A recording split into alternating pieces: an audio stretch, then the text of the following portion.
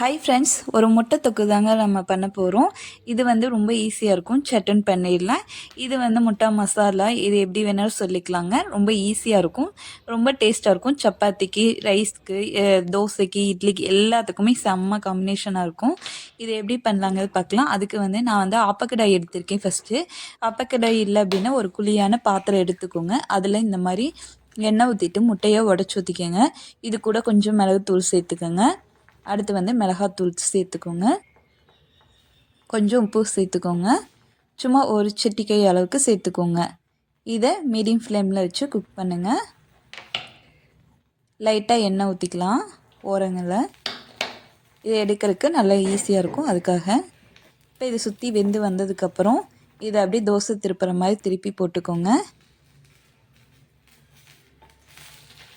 அலங்காமல் திருப்பி போட்டுக்கோங்க. அவ்வளோதாங்க. இது வெந்து வந்ததுக்கப்புறம் நம்ம அலங்காமல் எடுத்துக்கலாம். இதே மாதிரி நீங்கள் ஒரு 5-6 முட்டை வந்து சேர்த்து எடுத்து பண்ணி வச்சுக்கோங்க. அவ்வளோதாங்க. இது வந்து நமக்கு வந்து முட்டை வந்து ரெடி ஆயிடுச்சு. இதுக்கப்புறம் நம்ம கிரேவி பண்ண போகிறோம். கிரேவி பண்ணுறதுக்கு ஒரு பாத்திரத்தை எடுத்துக்கோங்க. எண்ணெய் ஊற்றிக்கோங்க.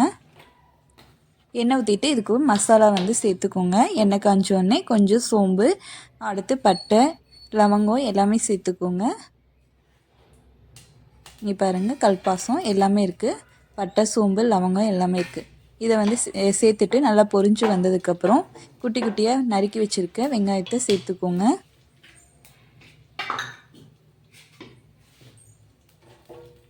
நான் வந்து சின்ன வெங்காயம் தான் நறுக்கியிருக்கேன். நீங்கள் பெரிய வெங்காயம் போட்டுக்கிறனால போட்டுக்கோங்க. குட்டி குட்டியாக நறுக்கி சேர்த்துக்கோங்க. சேர்த்துட்டு இதை வந்து நல்லா இந்த மாதிரி பரட்டி விட்டுக்கோங்க. வெங்காயம் வந்து நல்லா வதங்கி வரணுங்க. இந்த டைமில் நீங்கள் வந்து பச்சை மிளகா சேர்த்துக்கிறதுனால சேர்த்துக்கலாம், நல்லாயிருக்கும். நான் வந்து பச்சை மிளகா சேர்த்துக்கல. இந்த வெங்காயம் வந்து நல்லா வதங்கி வந்ததுக்கப்புறம் நீங்கள் வந்து இஞ்சி பூண்டு பேஸ்ட்டு ஆட் பண்ணிக்கோங்க. இஞ்சி பூண்டு வந்து நல்லா இந்த மாதிரி நல்லா இதாகி வரணும். இது ஒரு 2 நிமிஷம் வந்து குக் பண்ணிக்கோங்க. பச்சை வாசனம்லாம் போனதுக்கப்புறம் நம்ம வந்து தக்காளி வந்து அரைச்சி சேர்த்துருக்கோம். இந்த மாதிரி தக்காளி பேஸ்ட்டை வந்து சேர்த்துக்கோங்க. சேர்த்துட்டு இதை நல்லா வதக்கி விட்டுக்கோங்க. இது வதங்கி வர டைமில் நம்ம வந்து கரம் மசாலா, மல்லித்தூள், மிளகாத்தூள், மஞ்சத்தூள் எல்லாமே சேர்த்துருக்கோம். இதை அப்படியே நீங்கள் ஆட் பண்ணிக்கோங்க. நல்லா கிளறி விட்டுட்டு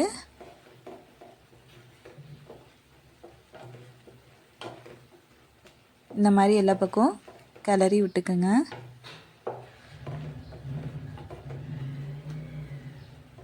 உப்பு போட்டுக்கலாங்க. உப்பு போட்டதுக்கப்புறம் இது வந்து நல்லா பரட்டி விட்டுட்டு அதுக்கப்புறம் தண்ணி சேர்த்துக்கோங்க. தண்ணி சேர்த்து இந்த கிரேவி வந்து நல்லா கொதி வரணும், நல்லா வெந்து வரணும். கொஞ்சம் தண்ணி சேர்த்துக்கோங்க. கலக்கி விட்டுட்டு இது நல்லா மசாலாலாம் பச்சை வாசனை போகிற அளவுக்கு நல்லா கொதித்து வரணும்.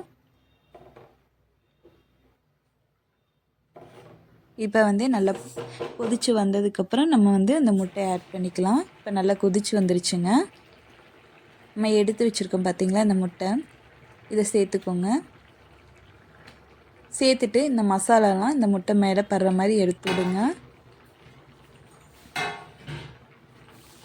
ரொம்ப சிம்பிள் தாங்க, ரொம்ப ஈஸியாக இருக்கும். இந்த மசாலா கூட இந்த முட்டையை வச்சு நம்ம ரைஸுக்கோ சப்பாத்திக்கோ சாப்பிடும்போது அட்டகாசமாக இருக்குங்க, சூப்பராக இருக்கும். ரொம்ப ஈஸியான ஒரு ரெசிபி தாங்க முட்டை மசாலா கிரேவி, செம்மையாக இருக்கும். ட்ரை பண்ணி பாருங்கள்.